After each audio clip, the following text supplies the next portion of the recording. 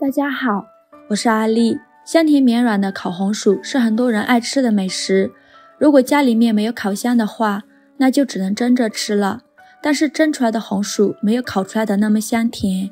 那今天就给大家分享一个烤红薯的好方法，不用烤箱也能做出香甜绵软的烤红薯。那先来看看我是怎么做的吧。首先我们把红薯放入清水中，用流动的清水把红薯清洗干净，洗净后控水捞出。如果是刚挖出来的红薯，需要放太阳底下晒2天，这样做出来的烤红薯吃起来会比较香甜。我这个是从超市买的红薯，就不用晒了，用油纸把表面的水分擦干。红薯水分擦干以后，先用刀把2头切下来，因为2头不容易清洗干净，细菌也会积累的比较多。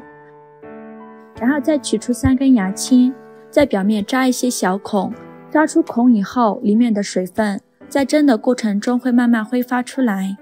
这样做的好处就是不需要再额外加水了，做出来也不会干锅，非常的好吃。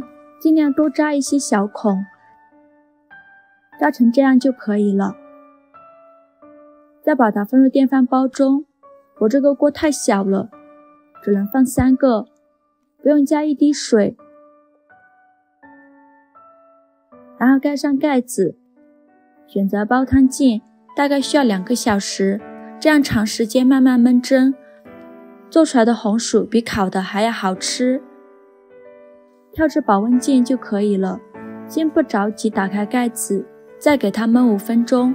5分钟之后我们再打开盖子看看，哇，好香啊，浓浓的红薯香味。我们现在用一根筷子轻轻戳一戳，如果能戳穿的话，就说明已经蒸熟了。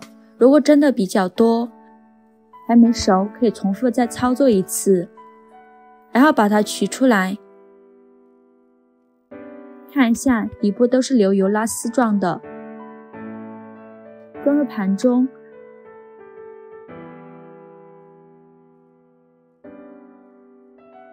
非常好吃的电饭煲烤红薯就这样做好了。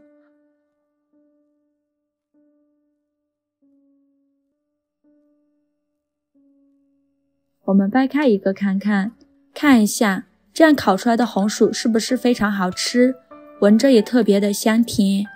用电饭煲这样慢慢焖蒸出来的红薯，比直接蒸出来的红薯要好吃很多，比水煮比烤的都要香甜。这样做的红薯比烤的红薯吃起来多了一份水嫩的口感，做法也是非常的简单。喜欢的朋友就赶快收藏起来试试吧。喜欢我的视频就关注我吧，谢谢您的支持。